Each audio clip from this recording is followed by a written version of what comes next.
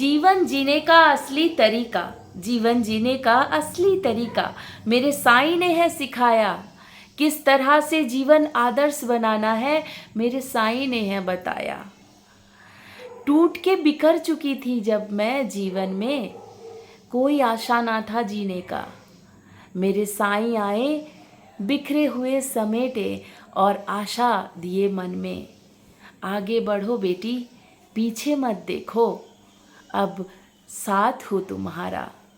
क्या डरती हो, किससे डरती हो, क्यों डरती हो, जब साईं नाथ है तुम्हारा।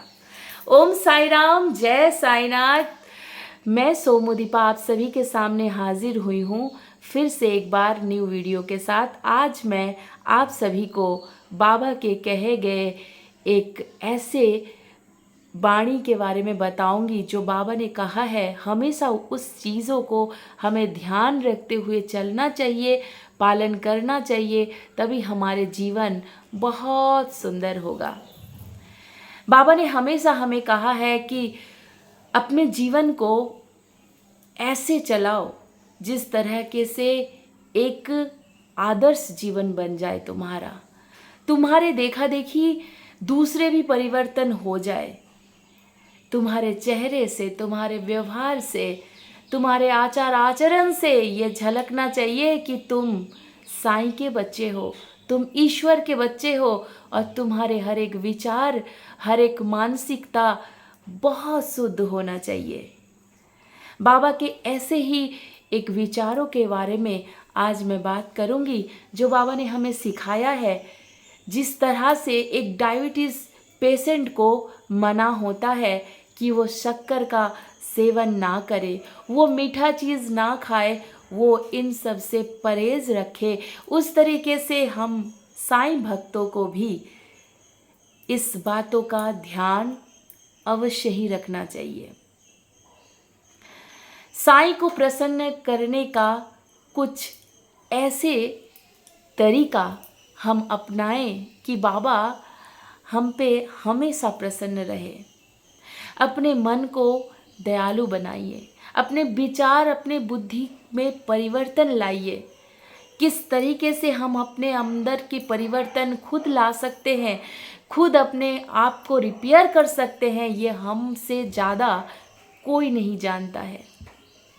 हम अक्सर आर्थिक उन्नति के लिए सोचते हैं, घर बार बनाने के लिए सोचते हैं, संतान इत्यादि मांगते हैं, सब कुछ मांगते हैं, लेकिन हमारे मानसिक उन्नति के बारे में हम कभी भी नहीं सोचते हैं, ना हम सोचना चाहते हैं। कभी कभी ऐसे होता है कि हमारे मानसिकता बहुत ही ज़्यादा खराब हो जाता है। हर क्षण में, हर पल में हमारे कुविचार हमको परेशान कर देता है। उस समय, उसी क्षण अपने विचारों को परिवर्तन करें। जितना हो सके अपने विचारधारा को पवित्र रखने का कोशिश निरंतर करते जाए। हर किसी इंसान के लिए अंदर प्रेम भाव रखे। जो आपके साथ बुरा किए हैं और जो आपके साथ अच्छा भी किए हैं, सभी को एक समान देखने का प्रयास करें। मैं जानती हूँ कि जो आपके साथ बुरा किए हैं उनके साथ आप कभी भी इतना अच्छा नहीं कर सकते हो, लेकिन उनसे दूर रहने की प्रयास करो और उनको माफ़ करने का इरादा बनाओ कि उनको माफ़ करना है आपको। क्योंकि हमें पापी को घृणा नहीं करना है, हमें पाप से घृणा करना है।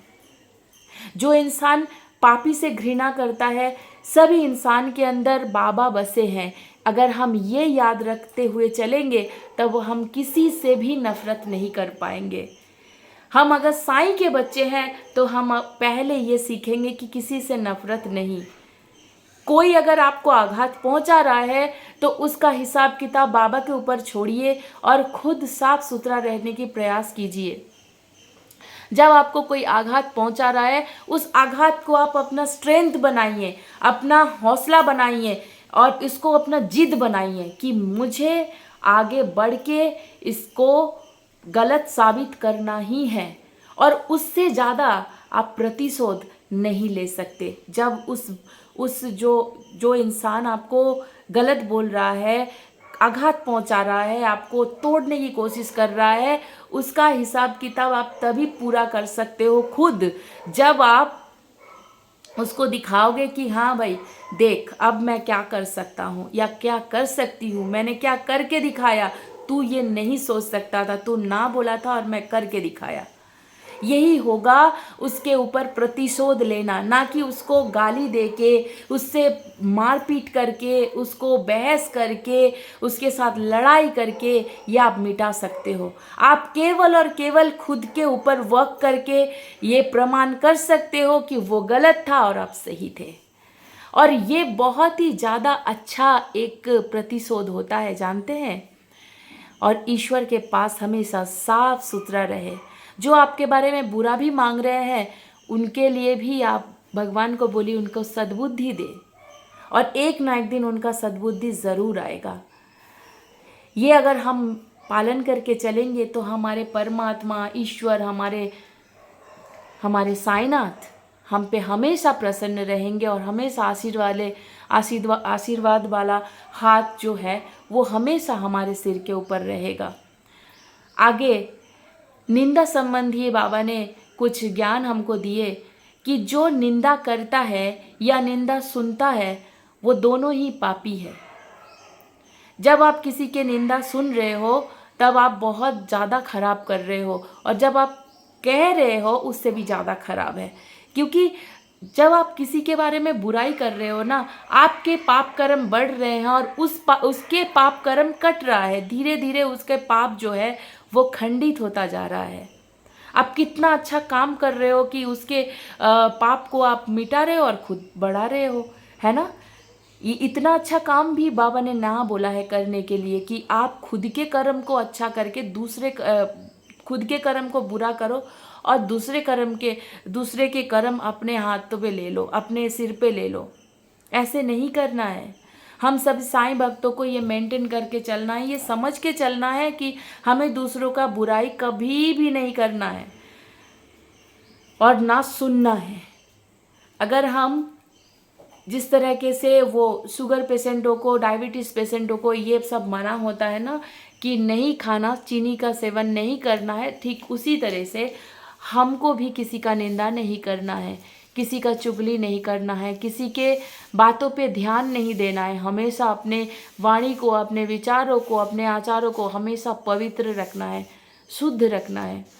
मैं जानती हूँ जो लोग आपको आघात पहुँचाए हैं, पीड़ा दिए हैं, बहुत दर्द होता है। कभी कभी जो आपके बहुत अच्छे गहरे संबंधी है, दोस्त है, उनके साथ थोड़ा बहुत आप अगर डिस्कस करना चाहते हो तो कभी कभी उनके साथ डिस्कस कर सकते हो, परामर्श ले सकते हो। लेकिन किसी के बारे में बुराई करना मतलब, और सबसे ज़्यादा खराब क्या होता है जानते हैं, जो लोग पीठ पीछे बुराई करते हो सामने बहुत अच्छा दिखाते हैं, वो लोग सबसे ज़्यादा खराब होते हैं इस दुनिया में।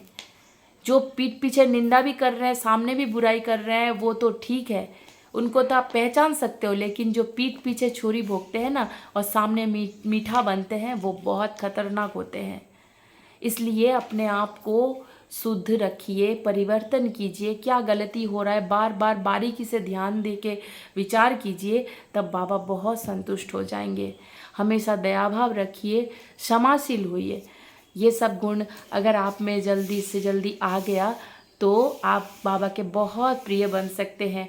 और अन्नदान करना ना भूले, भूखों को खाना खिलाओ, प्यासे को पानी पिलाओ, ज़रूरतमंद का सेवा करो, स्वयं साईं संतुष्ट हो जाएंगे। और बाबा बोलते हैं कि मैं हर एक प्राणी के अंदर, हर एक जीवों के अंदर हूँ। जिस भाव से मुझे देखना चाहो उस भाव से मैं तुमको दर्शन देता हूँ। ओम साई राम, जय साईनाथ। साईं आप सभी का भला करे। अगर वीडियो अच्छा लगे लाइक कमेंट शेयर करना ना भूले। ओम साई राम, जय साईनाथ।